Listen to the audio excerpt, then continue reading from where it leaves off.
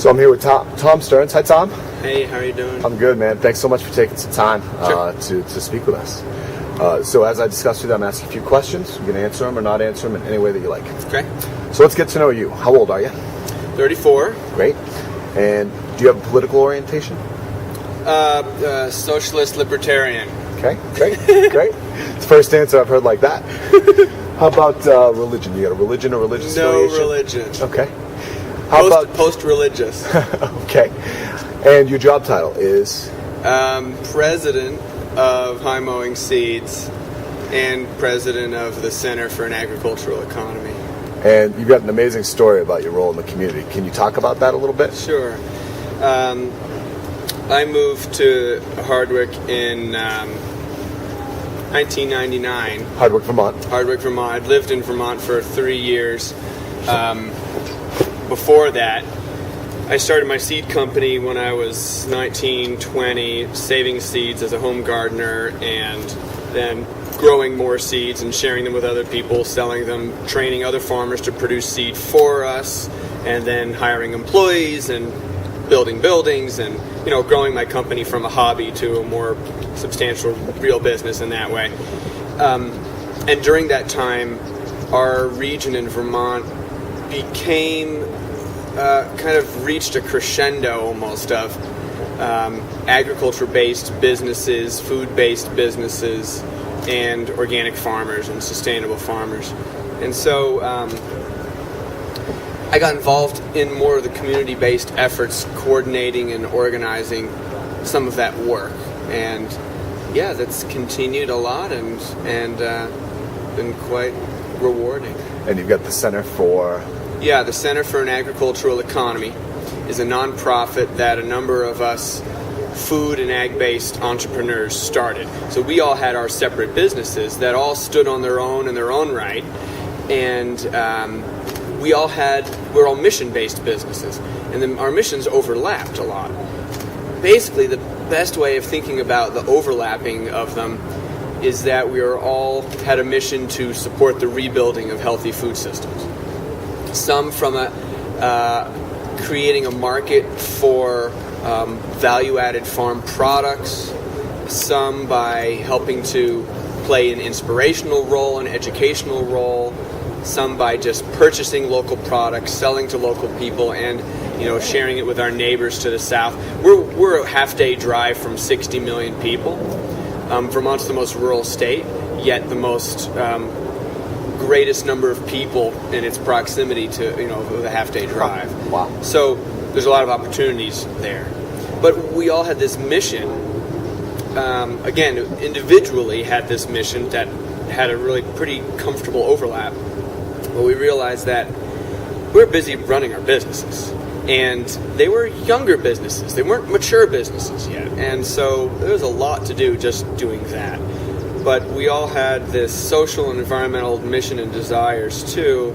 And we felt like a nonprofit that helped to organize around these issues could help forward our mission and provide us as businesses with some of the research that we needed and wanted, and some of the outreach and education, and do that kind of thing, establish partnership relationships with others, and really convene all the different activities.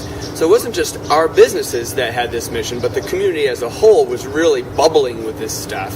And then there was a number of nonprofits active also. So this organization that we started, called the Center for an Ag Economy, its primary purpose is not really to do new stuff itself, but just to convene all of the different things that were already going, so that we didn't miss an opportunity for collaboration or reinvent the wheel. And that has gotten us a lot of attention, and really that attention has enriched what we've done a lot. It's been great. It's great. Talk about, Tom, if you would, your relationship with your local independent community. So Vermont's a very different place than any other place I've visited or been. Like I said, it's the most rural state. It's also the most progressive state. That doesn't happen in any of the other 49 states. It's usually the exact opposite. The more rural, the more red. And you have intact, small communities. The biggest town in Vermont is 40,000 people. The capital has 9,000 people. It's the smallest state capital by a big stretch. You have town meetings where the town sets its property tax rate, decides about decisions in the school, the roads. If a farmer's house burns down, the town can make a decision to waive their property taxes for the year and divide it up amongst 1,000 residents in the town for $2, $3, $4 more each, or whatever it is. Those decisions really get made. And so there's this sense that government is not something out there, but it's right here. So this is the place that I landed, that already had this intact community and sense of itself. And our particular area has had a history of alternative-minded things happening. Again, it's very rural. The town is 3,000 people. All the other towns around it are 500 or 1,000 people. And it has had a higher unemployment rate than the rest of the state. But lots of farmers, lots of interesting new farmers and people trying new things, and artists and different folks like that. There's been no gentrification or anything like that at all. The place has honestly been passed over by development. There's no box stores, not a one. So it's been an interesting community to be in. So my connection to it has been to, I think, help the community see how special and unique this is, and how worthy of preservation it is, and how under threat it potentially could be, and how we're basically just scratching the surface, but that we're decades ahead of where many other places are. And because of that, and because of all these transitions that we need to make in this country and this planet, people are going to be looking to communities that are ahead of other places. And so taking that position seriously and having fun while we are leading has been something that's been a role I hope that I've been able to play. Great. Next question's kind of fun. So if your local independent community were an animal, what animal would it be and why? What animal would it be? Oh, that's interesting. It might be a fisher cat. Okay, so people probably don't know a lot about fisher cats because you never see them.